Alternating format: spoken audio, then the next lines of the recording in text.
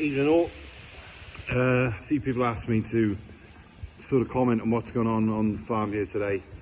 We've TB tested again, 60 days, every 60 days.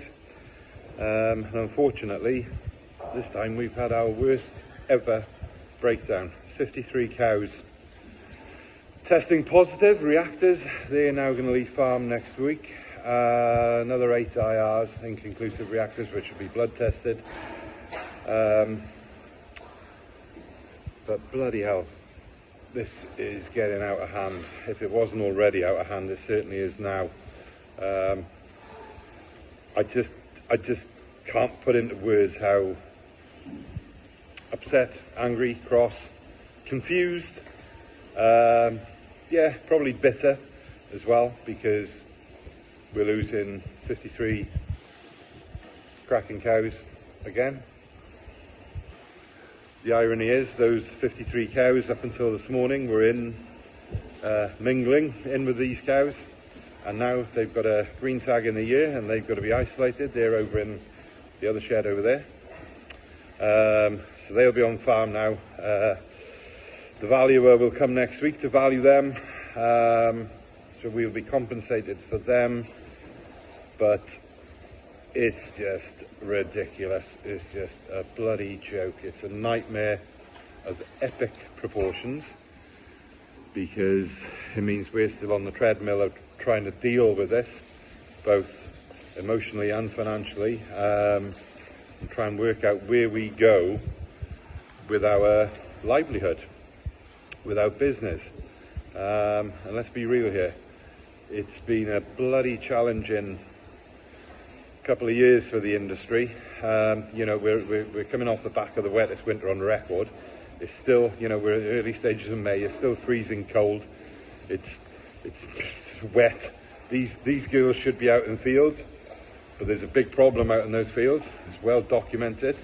You know, and it's the infection, the TB infection has manifested itself within this herd. And our last test 60 days ago, we did the skin test, the standard skin test, and we did the blood test as well, which was a belt and braces job to try and nail the infection within the herd. You know, we lost 20 odd on the bloods, 22, 24 on the bloods, I think it was, which you thought, well, here we are, here's progress, yes, a bit of short-term pain for long-term gain. Here we are 60 days later, and holy hell, 53, 15% of the herd gone again. I can't take this much longer, and there are people in the locality that have had to deal with this bullshit, because that's what it is, for the thick end of 15, 20 years. And it's just, what the hell is going on? This TB eradication has been handled or mishandled so badly. I'm just stunned. I'm just absolutely stunned. Now, I for one, I'm not going to sit back and let this